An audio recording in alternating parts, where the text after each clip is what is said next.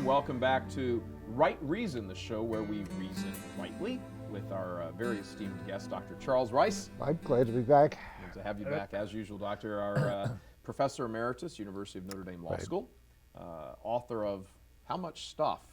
A lot. A lot. A lot of stuff. Yeah. Wrote a wonderful book. Last season, if you had a chance to watch the show, and if you didn't get a chance, we suggest you go back and watch it. We did 13 episodes on natural law, and Dr. Rice wrote a book called 50 Questions. 50 Questions about natural law. And it really is, given the chaos in the culture today, which is all due to a lack of reason and thinking things through, natural law really is a very good grounding. But that was last season. Right. This season, we're talking about St. Thomas Aquinas and specifically his Summa. We got a 5-volume set here, and we reviewed it in the last, the part 1 of our season first episode, so we're going to go back into all of that again. But in short, the Summa is an in-depth treatment of practically everything you could think of by Thomas Aquinas in the 13th century. Yes. This really is kind of the standard, right? As you said, it's not the magisterium, but it is the standard, right? It is, yes. What do we mean by that? That it's a resource you can confidently use. And you can be confident that you're not going to see anything in there that's going to be contrary to the magisterium. Mm-hmm. It's not complete, right? And there's been, there are some things that have developed. I mean, he didn't think abortion was homicide. He thought it was a grave wrong from the beginning, but he didn't know what the biology was. Sure. And right theology, bad biology. Yeah, and so the church. It wasn't until the 19th century that the church defined every abortion as a homicide. Mm-hmm. Right. But so that kind of thing.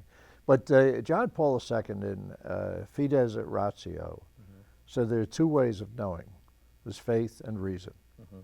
And faith, he said, is a more excellent way because we can know things that are beyond reason through faith, and we can know them more completely. And what St. Thomas does is integrate those 2 things.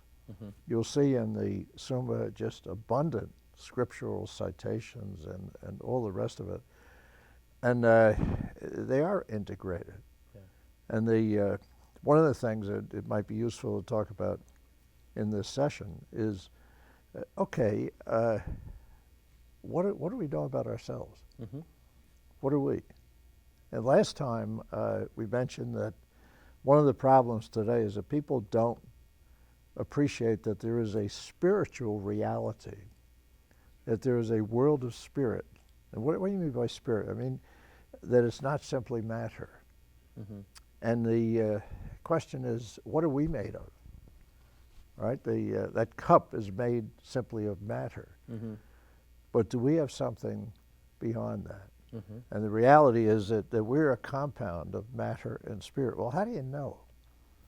Right? I mean, and you know that you have a soul. I mean, every living thing has a soul. All right? A worm has a soul. What do we mean by soul? Soul is the life principle of something that is alive. Okay. All right? And so it's that which gives it life. Okay. Right. And a housefly has a soul. All right? Living thing, plants have souls in that sense, but not in the same sense as a sentient being. But your little dog has a soul. And what St. Thomas does, and what we have to do, is to make the distinction that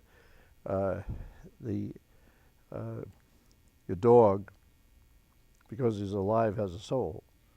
But he has a material soul. We know that by observation. And it doesn't mean that it's a soul you can take up in your hand and hold. It means it's dependent on the matter of his body. Okay.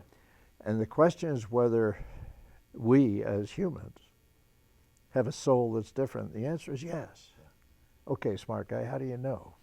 Because there are 2 things that we can do that a merely material thing cannot do. And those 2 things are abstraction and reflection. Which means? Okay, abstraction is we can get abstract ideas. Your cup there, if you look at it from the top down, what shape is it? It's round, right? If I take a quarter out of my pocket, what shape is it? It's round, all right? What is roundness?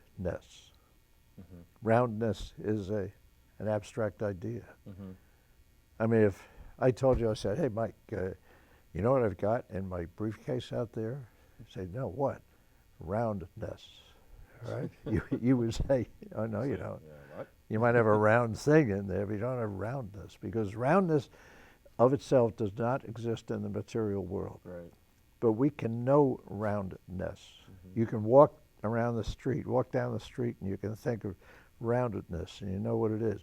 Or other things, justice, truth.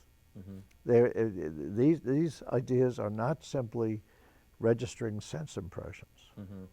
They are abstract ideas. And how do we know these things? Well, we are not the angels. We know things through sense, through our senses, and through our intellect. This goes back to Aristotle. Yeah. I mean, the senses present to my active intellect that clock. That clock presents itself to my active intellect. And it presents a phantasm, an image of that. And my active intellect takes that and abstracts the essence of it and turns around and hands it over to the intellect proper, or the passive intellect, which forms the idea clock. Mm-hmm. All right? Not that clock, just the idea. Idea of clock. That's Right. a clock. So if you have the idea of clockness. Yeah, I know what a clock is, all right? Now we start talking about the second act of the intellect, which is judgment. Mm-hmm. And here you can talk about truth or falsity. Mm-hmm. If I look at that cup, I say, that's a great clock. Yeah. It's false. Correct. Because you know what clockness is, you know what cupness is, Mm-hmm. all right? And they don't marry up. Right, and the statement has to conform to reality to be true. Correct. So the abstract idea, the three acts of the intellect are formation of the idea, which is combination of the senses and the spiritual soul, the intellect as a faculty of that. Mm-hmm. The idea, then the judgment, that is a clock, that is a battleship, false, all right? Mm-hmm. And then the third thing is reasoning, Mm-hmm. which is syllogism, major, minor, premise, conclusion. All dogs are mortal. Lassie is a dog. Lassie is mortal. All right. Mm-hmm. So wait a minute. And the Greeks figured this out. We're more than just material. Mm-hmm. And the other way you know that is by reflection. That we can reflect on ourselves. What do you mean by that? We can think about ourselves completely. And we know we can. We can reflect on the fact that we are reflecting. Yeah. All right? And a material thing can't do that, all right? It's the book, all right? Mm-hmm. The top half can look at the bottom half, the bottom half can look at the top half. But that book can't get outside of itself Right. and look back on itself and reflect on itself. Mm-hmm. But you can do that. Sure. And you don't have to be falling out of an airplane to do it, all right? Yeah. You can do that. So abstraction and We reflection. can think about ourselves thinking. Exactly, yeah. We can reflect back on ourselves, and a material thing can't do that. Right. Because a material thing can't get out of the matter.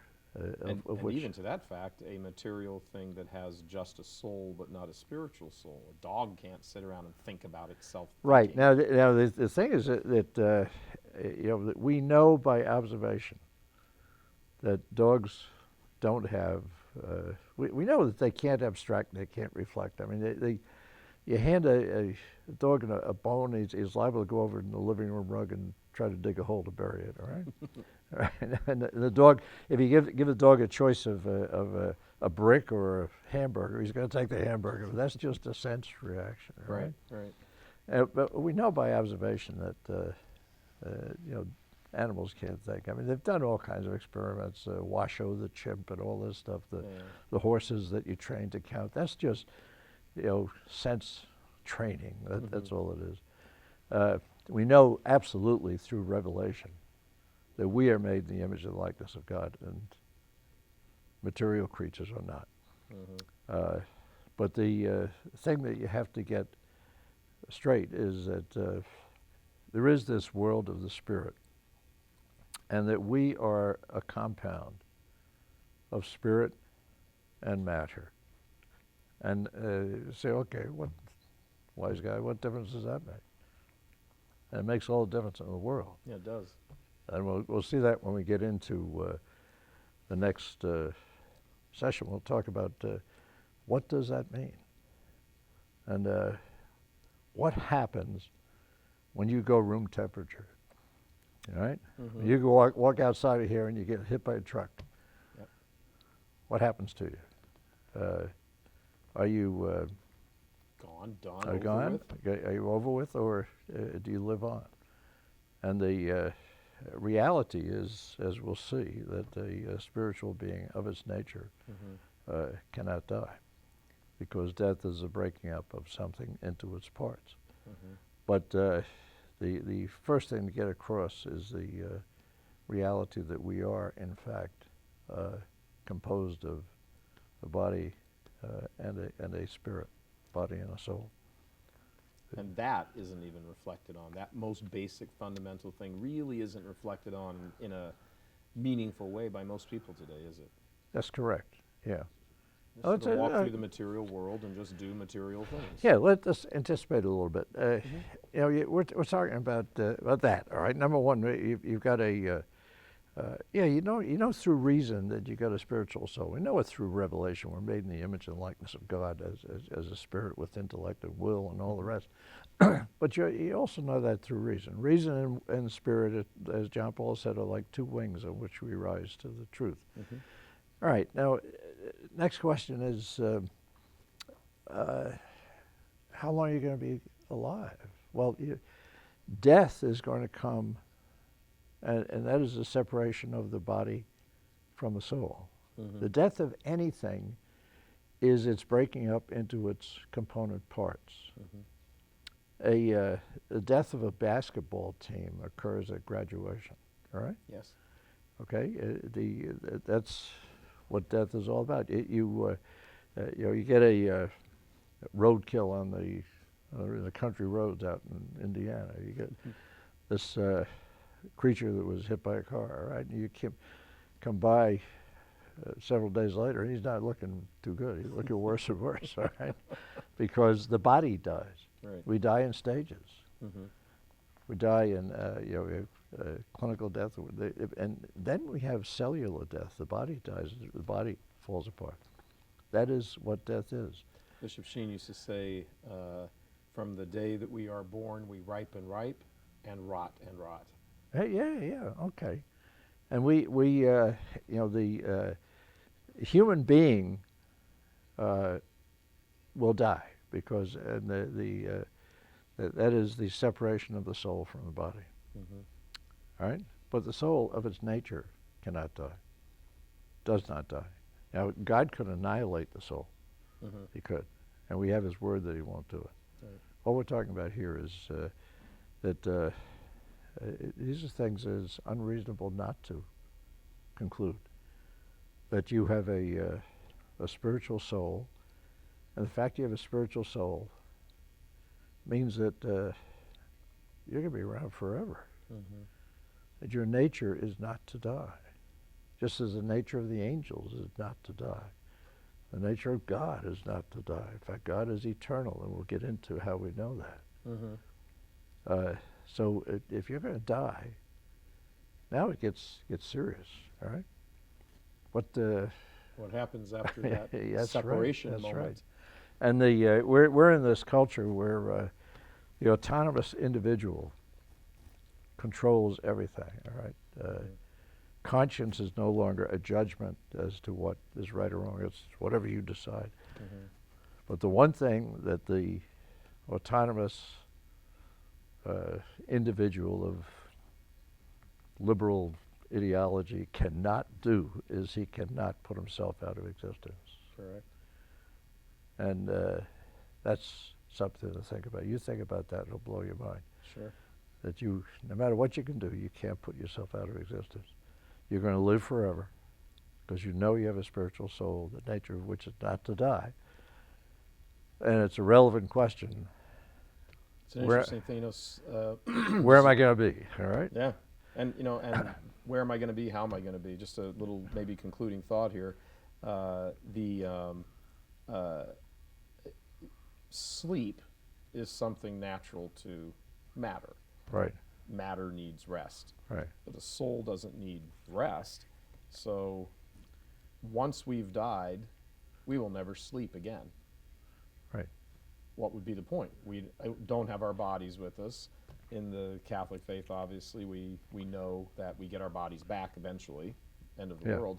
But that body won't be exactly in the same sort of condition. So when you go to sleep for that last time, enjoy it, because you'll never have the experience again. You'll never have the desire for it. Well, you may have the desire if you're in hell, but that's it. Sleep is something for this earth, not the next. That's actually what we're going to get into next time. Yep. Yeah. Very good. All right. Good. We are wrapping up this episode number 2. And in summary, we have a spiritual soul, and we know this because we have the ability to abstract and reflect. Right. And some of the stuff is so basic, so simple. That's great. You wonder how the world lost it. I know. That they have. But part of what we're doing here is trying to bring it back, right? You got it. Dr. Charles Okay. Rice. Thank My you very much, pleasure. Doctor. God bless everybody. We'll see you next week on Right Reason.